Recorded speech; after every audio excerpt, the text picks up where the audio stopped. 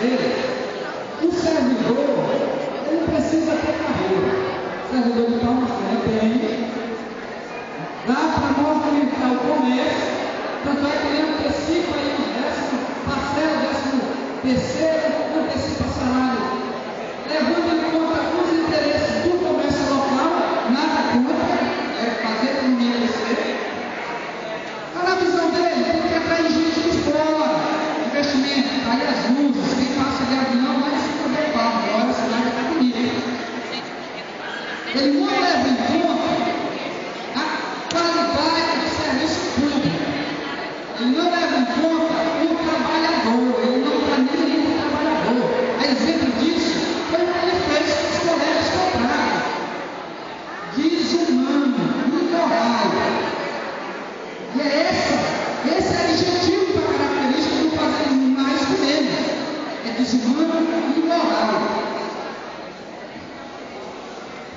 Outros elementos que prendem contra a concepção dele, a meritocracia, a perseguição e a meritocracia. Pega parte dos recursos próprios do município e vai premiar o servidor que mais produz. O servidor bom que produz. Isso para a educação no Estado do Minas, São Paulo e outros, aberto a loja do Estado do Minas, Concepção da Liberal, isso é um desastre.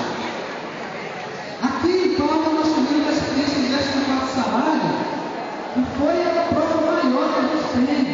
Não incentivou a competição para a gente. Ranqueou a escola, tem a escola que é boa para integração, tem economia. Então eu quero ir para a escola para o 14º salário. A gente precisa refletir sobre isso.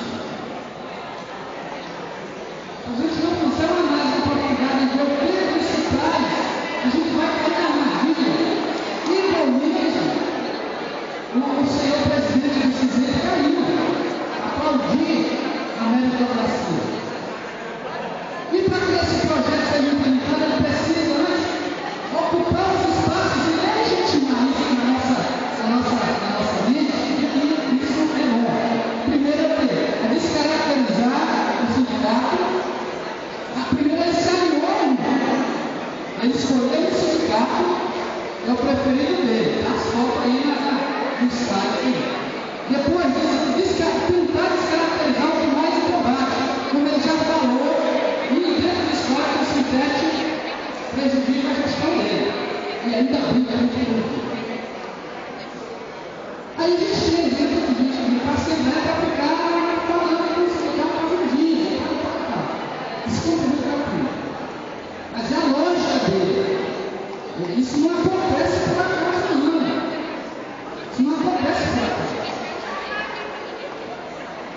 Então, para discutir reajuste, a gente discute o piso, o custo-aluno, o crescimento do PIB em Palmas. São variáveis para a gente discutir. A qualidade da educação.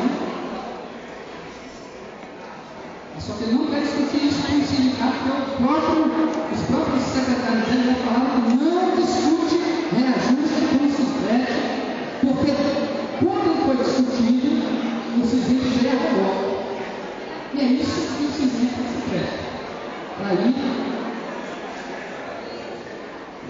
para se ali o prefeito faz o discurso próprio, a educação, o professor ganha bem, os outros não podem ganhar bem, e está lá fazendo o que o governo quer, dizer que a meritocracia é boa para ele.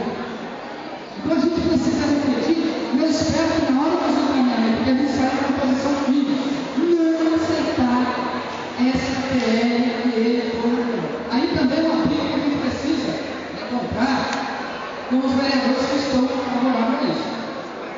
E como eu já falei agora, porque tem uma ampla maioria.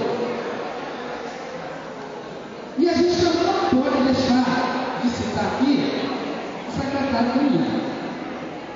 Está claro que quem manda não tem jeito. Está claro, sempre esteve lá.